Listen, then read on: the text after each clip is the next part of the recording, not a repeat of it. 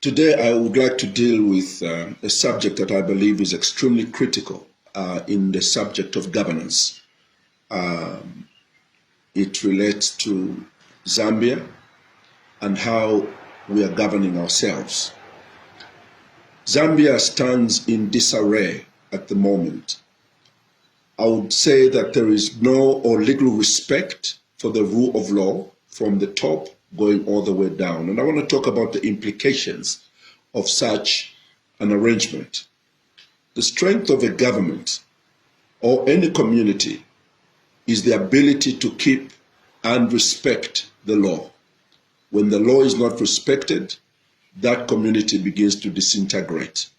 There's no progress, whether it's in the economic sector or in the rebuilding of the political, social life of the people.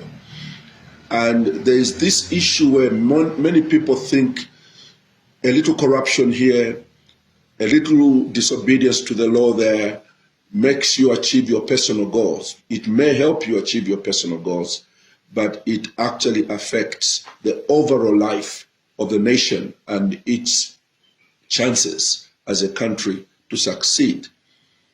So the adherence to the rule of law is what produces a civilized society and creates room for productivity, which translates into wealth creation for a people group.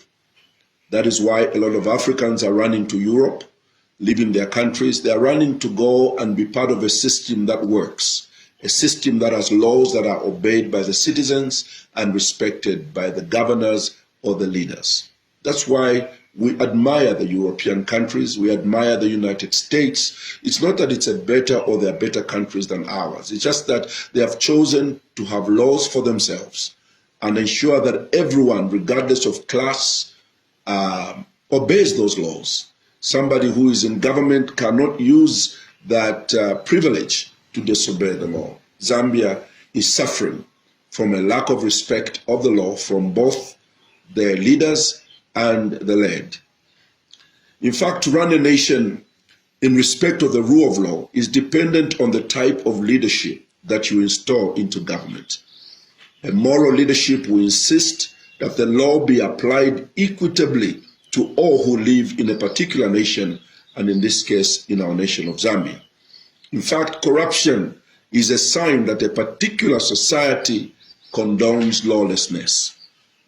The end result of this behavior is poverty for the majority and excessive riches for the privileged few. We need to find out why corruption has taken root in all sectors of our government, in the institutions in our country. Why are the police so compromised, for instance? Why is the judicial system under such great threat continually? When leaders disregard the law, the entire spectrum of society crumbles. I'll give you a very sad example, and I hope that the Zambians can see how dangerously positioned as a country we are, that even if we improved the manner in which we try to manage our economy, anything we try to improve or the quality of life of our people, it does not happen because everything begins and falls at the readiness of the leaders to not only insist that the law is followed, but they themselves must follow the law. Zambia has broken down because those that lead us have no respect for the law. And until we find leaders of morality and integrity, we are in trouble as a country. There shall be no development. There shall be no wealth creation. Only a few are going to use corrupt means to amass wealth to themselves. My vision as president of the Movement for Multi-Party Democracy and elected president next year is to ensure that we place the law, the rule of law, at the center of the success story of our country. Today, I'm afraid we cannot boast of that position. And I'll give an example, a very small example, of what happens when leaders disregard the law. The entire spectrum of society crumbles. In 2016, as Zambia prepared for the elections, a group wanted to work from our political party, a group wanted to work with the Patriotic Front in order to get some privileges. And they rebelled against the leadership of the Movement for Multi-Party Democracy. But since they had no authority or mandate from the party, they decided to use their connection to the Patriotic Front to go to Kabwe and host a convention at which they chose themselves as leaders of the Movement for Multi-Party Democracy. They corrupted the police who had gone there to stop them, because the government of the Patriotic Front told the police to turn a blind eye. It is easy when you want something to work in your favor to let the law turn the eye away. But the devastation of that singular act may take many years to repair. Well, they thought that they were trying to create a movement that was going to help the Patriotic Front win the election of 2016. And probably it did work for them in the short term.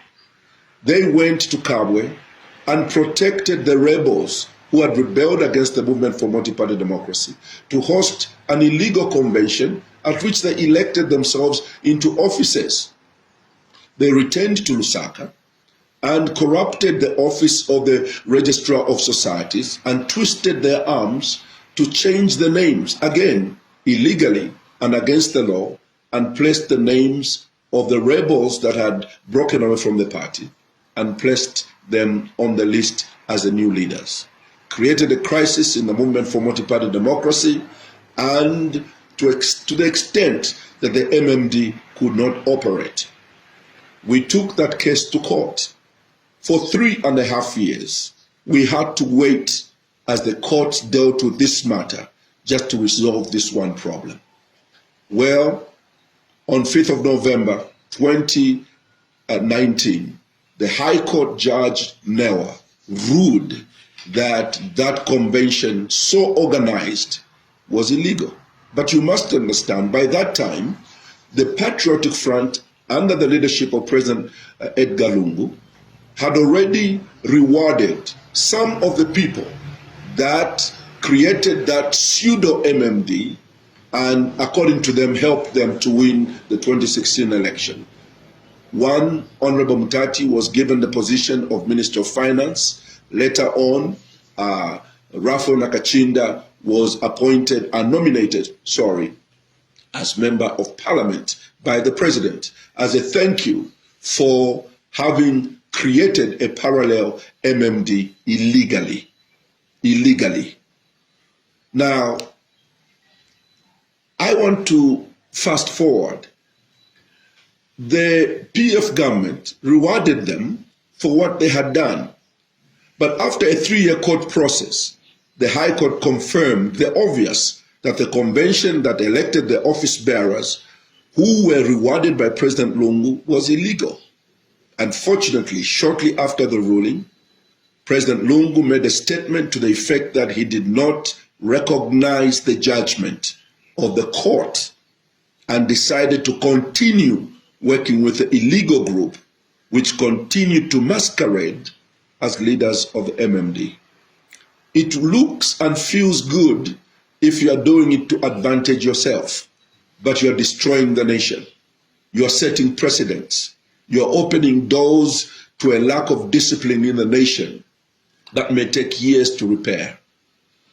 The judgment that came from court made it absolutely clear, a situation we already were aware of, that that convention was illegal. We expected the President of the Republic of Zambia to congratulate those of us that honestly won that court case. We never received that, and it's fine. But what we did not expect from the President was to stand solidly with the losers and tell them that they were still MMD, and they were, as far as he was concerned, the MMD with which he had the alliance. So everything else did not matter to His Excellency at that particular point. And I'm driving a point home, the way it's viewed and its impact on the nation, even beyond his presidency. So we noticed that when the judgment was made, there was a refusal indirectly, and the president was seen on several platforms, introducing Raphael Nakachinda, for instance, as the representative of the movement for multi-party democracy, knowing very well the judgment had made it clear that he was no longer a member of the movement for multi-party democracy. The question I ask is that, does the president understand the repercussions of those activities on the citizens that are watching the blatant disregard for one wing of government, which is the judiciary, and to dismiss the authority of that wing?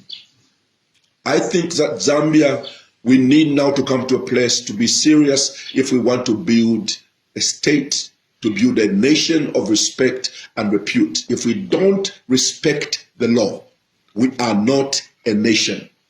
Animals live in the bush without a law as we know it. At least they have a jungle law where they know who is more powerful than the other, and they give the respect according to that. Even animals have laws that they follow.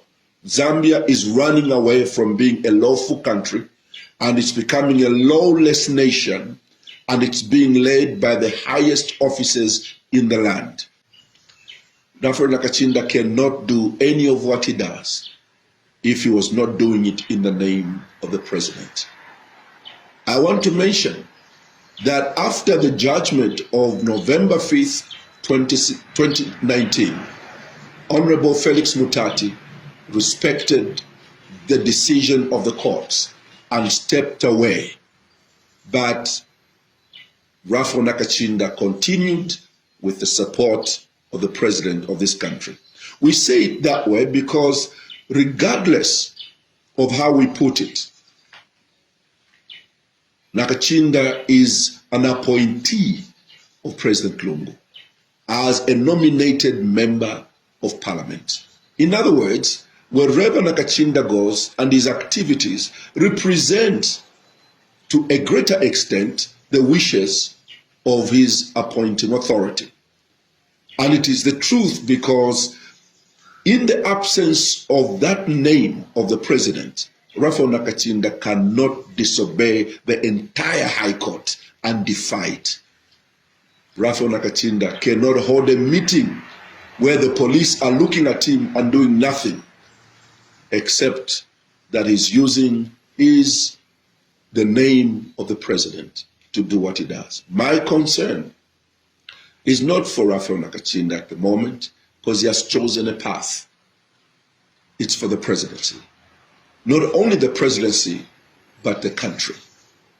The presidency is being tarnished and being branded as an institution that is in rebellion against its own institutions. If the president today, as he had said before, did not believe in the judgment that reinstituted me as president of MMD, which other judgment is the president going to believe and respect? None. I therefore say to the Zambian people, I would like to discuss this subject because it is important. It has continued. One evil breeds another evil. This last weekend, a few days ago, the nominated member of parliament, Raphael Nakachinda, again defied the courts and held a meeting, and he decided to arrogantly call it a National Executive Committee meeting of the Movement for Multi-Party Democracy. We may laugh about this, but we are destroying the nation. The police, knowing that he had broken the law and was committing a criminal offense, still allowed him to hold the meeting, even after the police had been alerted of his criminal intentions. This, in our view, is one example which explains why Zambia is politically and economically in disarray. The powers that be have no respect for the rule of law. My advice to the president is to appeal to him to distance himself from individuals who are breaking the law with impunity in the name of being close to the president. Mr. Nakachinda is causing a lot of damage to the presidency. The interpretation is that it is President Lungu who is using Raphael Nakachinda to break the law while he remains the president's nominated member of parliament. It doesn't sit well. It doesn't sit well today for the president. It doesn't sit well for the president when he leaves the presidency.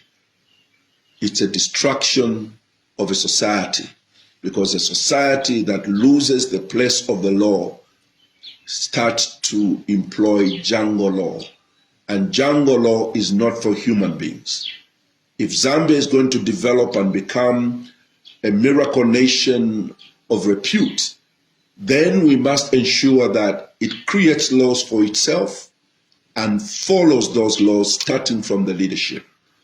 You lead by example. We must never sacrifice the rule of law on the altar of political expedience. It doesn't matter how good the benefit you're going to get from disobeying the law is. Don't do it. At least if you're a leader, don't try, because every eye is on you. Now, as for Mr. Raphael Nakachinda, I don't talk about him that much, but I tremble in my heart as to how his life is going to end up. I have been accused before of being the one who groomed him into what he is, but I beg to differ. By the time he came under my care, he was already a fully developed human being, and whose values had already been formed or not formed. What I did is to give him a platform to expose him to the national stage. I've asked God's forgiveness for this particular role that I played. The stage introduced him, which we gave him, it introduced him to the likes of Honorable Mutati, to President Rupia Banda, who, after he jumped from my care, he was well received when he jumped into their care. He was used extensively to destabilize the MMD under my leadership. And when the court decided that his activities were illegal, Honorable Mutati respected the decision of the court, but Mr. Nakachinda denounced the judgment and he has continued to work in defiance of that judgment. The reason we come with this message is to warn not only the president, or rather to advise the president, that he needs to separate himself from those that blatantly break the law, because once this culture invades our country, we shall not move forward, we shall not develop, and we shall not give an opportunity to our people. Not too long ago, Rwanda raised a concern through a gentleman who testified about our own president, that he was involved in some kind of training or helping some rebels. A situation from a diplomatic point of view which we must fight because it doesn't sound right. The problem I have is that when I look at the involvement of His Excellency, Your Excellency the President, in the matter of MMD, how you carefully and willingly supported a rebel group within MMD and ensure that even when they lost at court, you continue to prop them up as a rebel group, to continue to destabilize a democratically elected leadership of the movement for multi-party democracy. In the testimony and the witness of the Rwandan case, it might complicate the testimony. That if there's a precedent here, it might weaken our argument there. My advice to His Excellency the President is to distance himself from people like Nakachinda, who goes out to blatantly defy the judicial system of our country in broad daylight. I can tell you this point, that the policemen that are being whispered to every day not to arrest Raphael and all those that are with him, they are also getting tired. They are human beings. They are Zambians who are being hit by the same economy. They are wondering whether, for how long, they are going to sustain illegalities and this kind of behavior. I said, don't tire the security wings by trying to prop up an individual that continues to abuse the systems of state.